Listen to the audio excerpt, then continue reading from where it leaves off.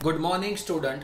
हमने last lecture number 4 के अंदर लाभ की गणना की थी। लेक्चर नंबर 5 के अंदर भी हम लाभ की गणना वाले ही सवाल देखने वाले हैं। स्वाध्याय के अंदर दिया हुआ है सवाल नंबर 9। सवाल नंबर 9 के अंदर 3 साझेदार है, प्रवीण, महेंद्र और अरविंद, जिसका पुराना लाभ हानि का अनुपात दिया हुआ है 5:2:2, जो पुनर्गठन के बाद में अपना लाभ हानि का प्रमाण बदलकर नया प्रमाण करना चाहते हैं 2:3:4, और हमें सवाल के अंदर लाभ की गणना करनी है। अब सवाल के अंदर लाभ की गणना करने के लिए हम क्या करेंगे, उनका जो पुराना प्रमाण है उसके आधार पे हम उनका पुराना भाग निकाल देंगे। उनका पुराना प्रमाण कौन सा है, 5:2:2, जिसका टोटल कितना होगा, 9 होगा। उसके ऊपर से पुराना भाग निकालेंगे तो प्रवीण का पुराना भाग कितना होगा, 5 में टोटल रखेंगे 9, तो 5/9। उसी तरीके से महेंद्र का 2/9 और अरविंद का क्या हो जाएगा, 2/9। नया प्रमाण दिया हुआ है 2:3:4, जिसका टोटल कितना होगा, 9। उसके ऊपर से उन लोगों का क्या मिल जाएगा, नया भाग मिल जाएगा। तो नया भाग प्रवीण का कितना आएगा, 2 में टोटल रखेंगे 9, तो 2/9। महेंद्र का नया भाग कितना आया, 3/9, और अरविंद का नया भाग कितना आया, 4/9। सवाल के अंदर हमें लाभ की गणना करनी है, पर स्टूडेंट्स इतना ध्यान रखो कि ये जो सवाल दिया हुआ है वो सवाल के अंदर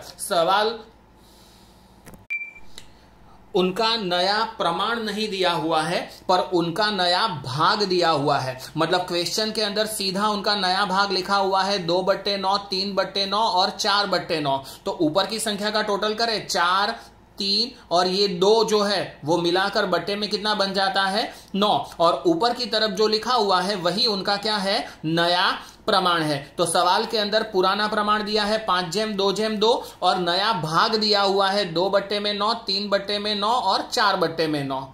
तो हम सवाल जिस तरीके से हल करते थे उसी तरीके से लाभ की गणना करेंगे। तो साझेदारों के लाभ की गणना करेंगे तो लाभ का सूत्र क्या है, नया भाग माइनस पुराना भाग। गणना करने के लिए हम क्या करते हैं, सबसे पहले तीनों साझेदारों का नाम लिख देते हैं। तो तीनों साझेदार कौन है, प्रवीण, महेंद्र और अरविंद है। उनका नया भाग लिखेंगे सूत्र के आधार पर। तो नया भाग कौन सा है, तो प्रवीण का नया भाग है 2/9, महेंद्र का नया भाग है 3/9 और अरविंद का नया भाग कितना है, 4/9। बीच में माइनस की साइन है तो हम सबके आगे कौन सी साइन कर देंगे, माइनस की साइन। उसके बाद में क्या करेंगे, उनका पुराना भाग लिखेंगे। तो पुराना भाग लिखेंगे तो प्रवीण नाम का जो साझेदार है उनका पुराना भाग कितना है, 5/9। तो प्रवीण का पुराना भाग लिखा 5/9, महेंद्र का पुराना भाग 2/9 और अरविंद का पुराना भाग कितना है, 2/9।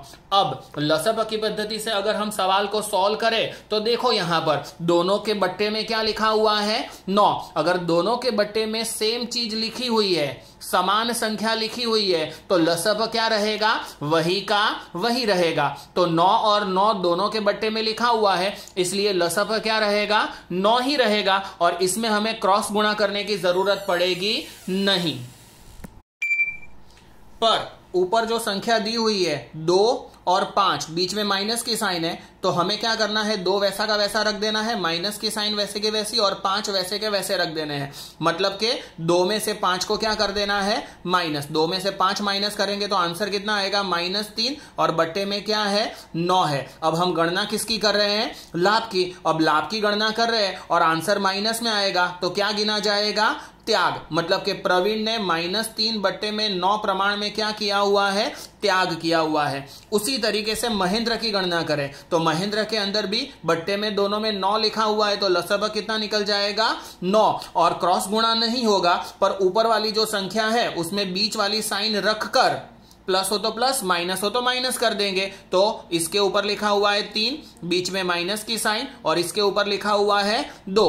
3 में से 2 माइनस करेंगे तो 1 बचेगा और बट्टे में कितना दिया हुआ है, 9 दिया हुआ है। आंसर किस में आया, प्लस में आया। प्लस में आया मतलब कि लाभ की गणना करते हैं, आंसर प्लस में आता है। तो महेंद्र ने 1/9 भाग का क्या किया, लाभ किया। उसी तरीके से अरविंद की गणना करें तो उसके अंदर भी दोनों जगह पर बट्टे में 9 है, तो लसअप कितना निकलेगा, 9 निकलेगा। और बीच में माइनस की साइन है तो ऊपर क्या करेंगे, 4 -2, 4 में से 2 माइनस करेंगे तो आंसर कितना आएगा 2/9। आंसर प्लस में आता है तो हम बोल सकेंगे कि भी अरविंद भी क्या कर रहा है, लाभ कर रहा है। तो स्वाध्याय के अंदर इस तरीके से सवाल दिए हुए हैं त्याग और लाभ के।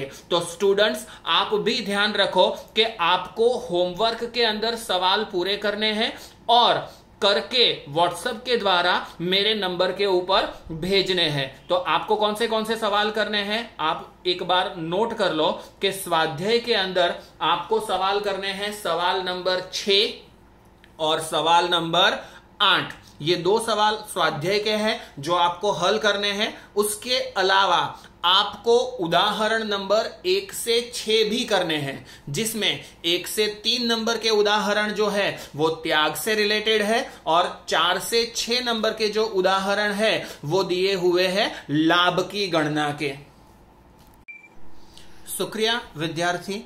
अब आप जल्द से जल्द होमवर्क करके मेरे व्हाट्सएप नंबर पर भेज दो। धन्यवाद।